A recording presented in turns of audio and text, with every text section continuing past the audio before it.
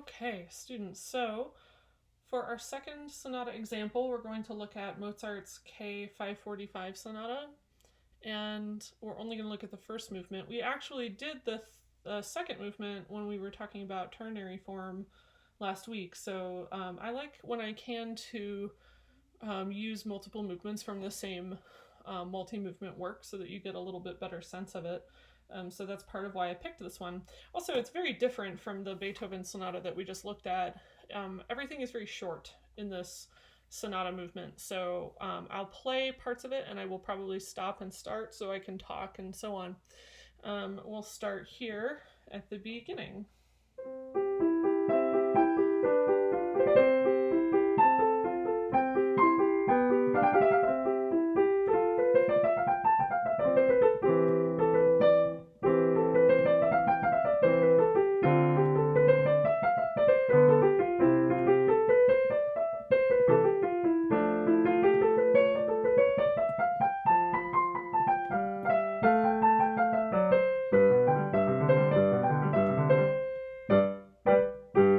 Okay, so I'll probably play a little bit so I can take another stab at that with my playing, but also we've already gone through the entire main theme and transition. So here's the main theme. It's very short.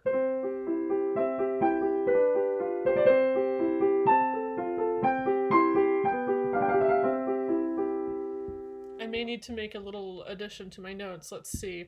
No, I said the main theme can close with any of these three kinds of cadences, and indeed, that is what happens in the main theme of this particular sonata. Okay, so now I have the score pulled up here as well. So as I said, it goes really quickly. It ends with an imperfect authentic cadence. Let's go ahead and mark that on the score.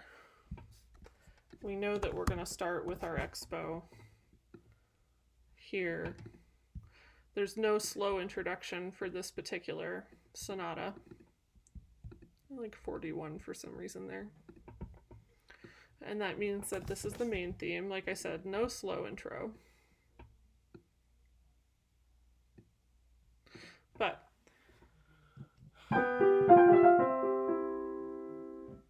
there's the end of our main theme with this imperfect authentic cadence in the tonic here.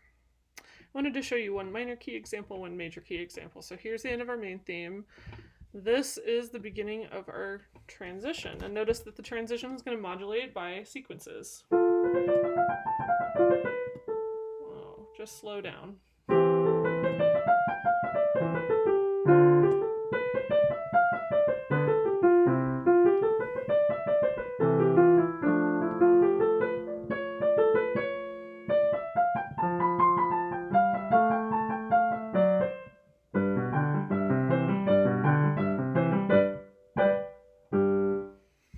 Big half cadence to end the transition. So that is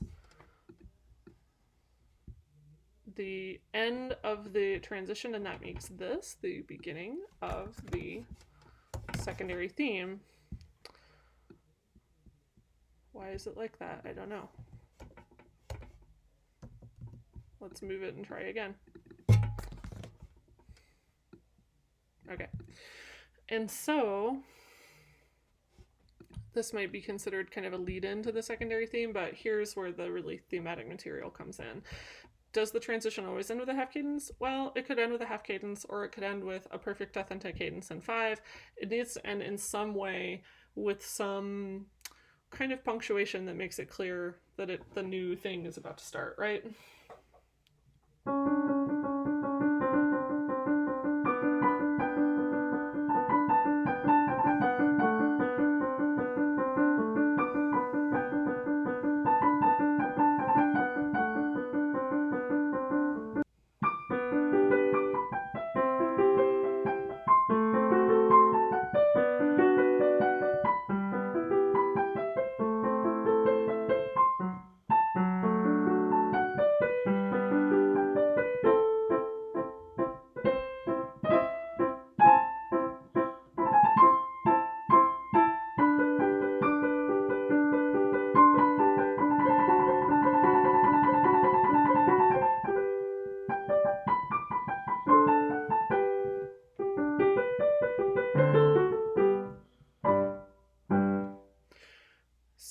I went a little further than what the screen was showing, but here's our secondary theme. And in this case, like I said, everything's a little bit shorter and it has to close with a perfect authentic cadence. Here's our cadential 6/4 leading us to our pack in 5 that ends the secondary theme. I'll put it right here because that's where the 1 chord is that ends that. And that means we're overlapping here with the closing material that comes in right after that cadence has basically happened. So closing material, just to re-emphasize, it's just going to go 5/1, 5/1, little punctuation there, and there's the end of the exposition. Okay, and we're ready to begin the development. And you can tell that there is no, well, you might not be able to tell, but I think you will as I play it. There is no pre-chord here. We're just going to start right into the chord. The thing is that this sequence has such long models and copies. So I'll start right at the beginning of the development.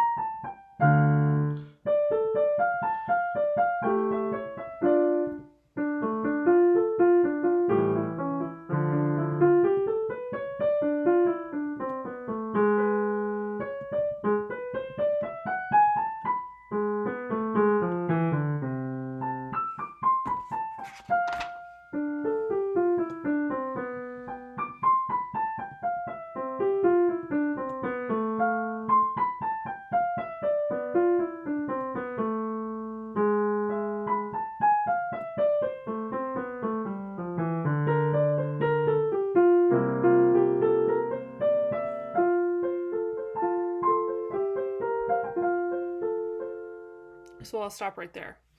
Okay, so there are a couple of things happening that are important for us to talk about. One is that the core begins right at the beginning.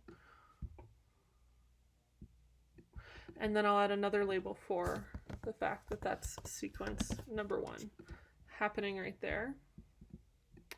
And it's such a long model. Notice that you get all these scalar patterns.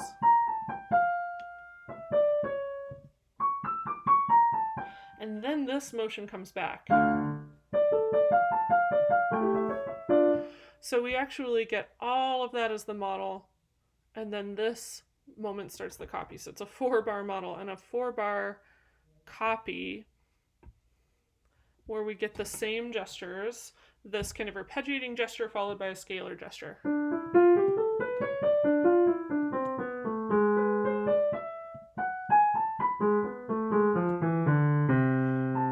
And then things change.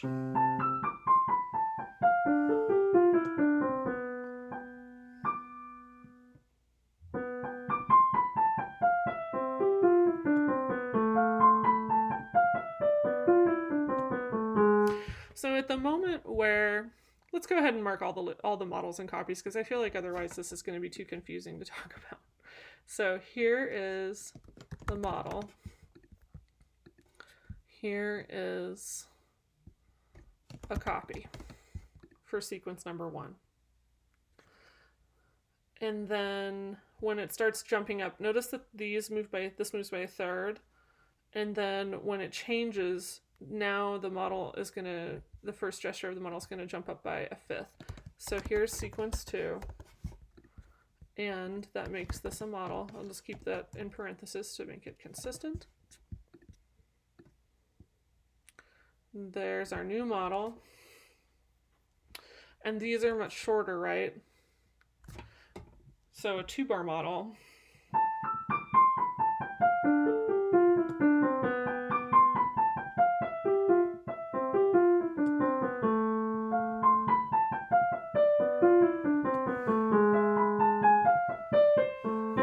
And then we jump up by a third again, so it's over. So where does the copy start? You need 2 chords really to make a sequence. So I would say that's the model. I know I said 2-bar model before, but I think that it's probably a 1-bar model, 1-bar copy, another part of a copy, and then the sequence ends. And as I did with the Beethoven, I'm just going to draw a line to show that. not there. Here. Because that's where the pattern changes. They were jumping up by fifth, and now this is only by a third. So it keeps the same shape, but it does end the sequence.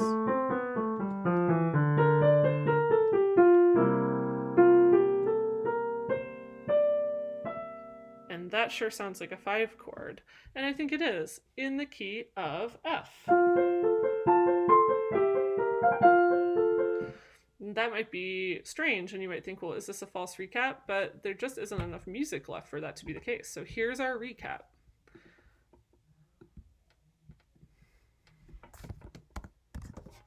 I'll make that nice and big to match the others.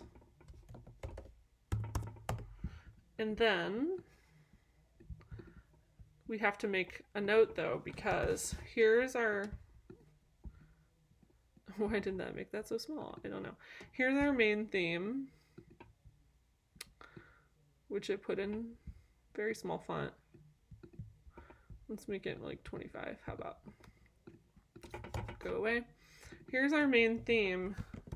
It's in the wrong key. It's in 4. Why is it in this wrong key in 4? It's a strange thing that Mozart has done. He's sort of playing a little trick on you. Let's back up, though. What is supposed to happen most of the time between the development and the recap? A standing on the dominant. We never really got that, but this is the big 5. It's not very big, but here it is. Sometimes I put question marks on things if I feel like they kind of don't make sense, but that would be as close as we get to having a standing on the dominant. And then we're back.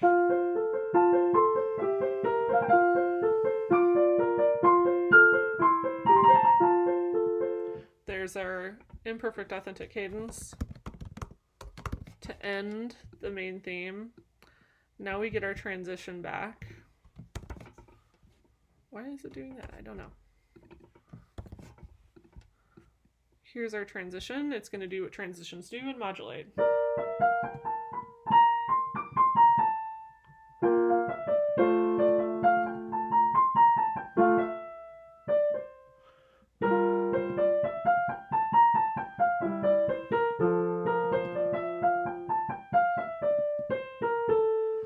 That was as long as the transition really lasted. Then it went to a predominant and modulated back for the in the exposition. But here, now we're switching and we're going to do the whole thing with the left hand.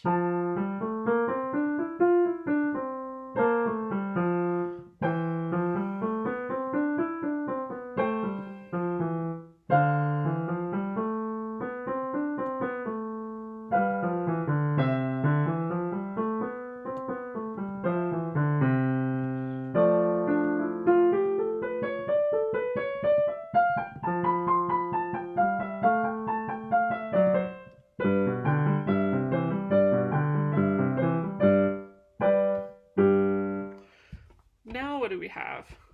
Sounds like a big half cadence in the tonic.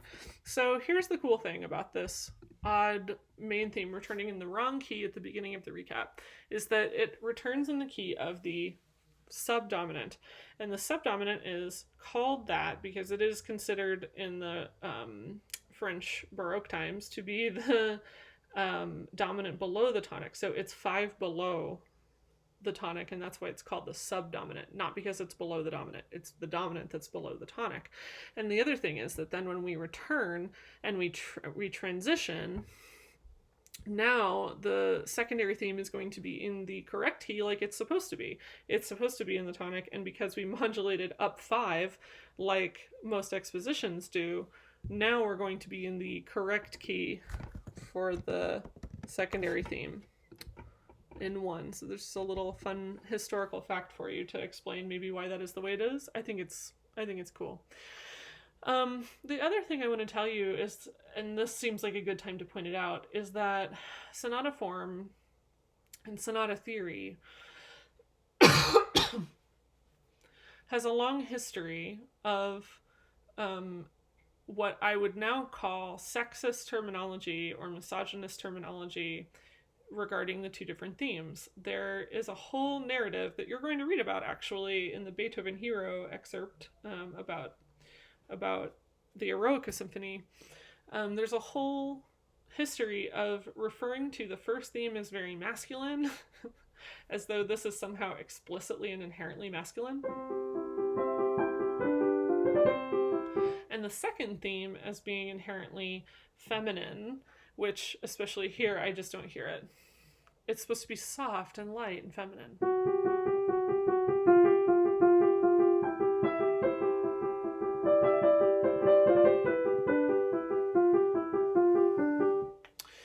And what happens is the first theme is like a hero of some kind of like hero's journey, and he, of course, is setting off on that journey. And in the transition, he's leaving home to go fight a monster or something. The second theme, being feminine, is like this. It's not a woman who needs rescuing. It's more like a woman who's like a witch, who's like a temptress or something. And she's going to try to seduce him, and she has to be overcome. And we find that in historical theories of sonata, that language usually shows up in terms of how the second theme returns in the recap. That the second theme is overcome by the main theme harmonically, so the second theme appears in the correct key. This one I'm not sure. I'd be interested for you to post in the discussion thread about how that affects the interpretation of this sonata, because the main theme comes back in the wrong key itself. But the idea is that when we're here in the secondary theme in the recap, that at this point this theme has been like subdued, overcome, dominated by the main theme and by its key. So now we hear the secondary theme in the tonic, as you can tell, completely different. Subdued and what's the word? Sort of dominated, like I said.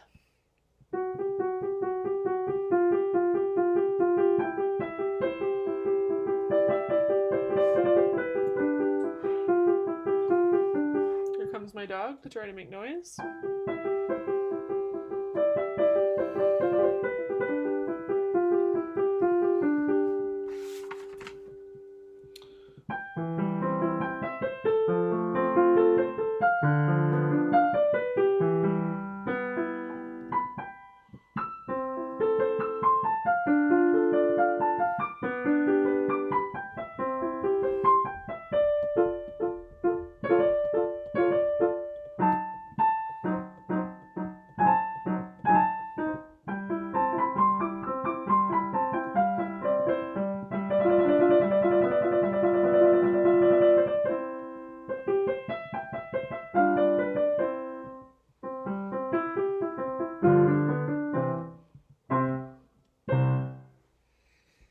So everything comes back in the correct key once the transition sort of allows for it.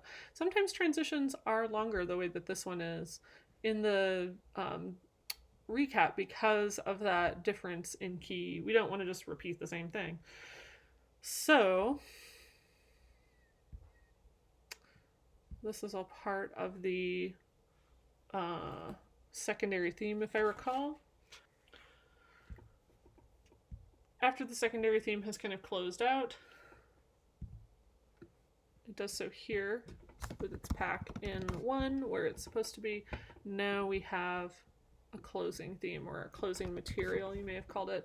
Different textbooks and different schools of thought use different labels, so you may have learned this a different way in previous theory classes, and that's okay.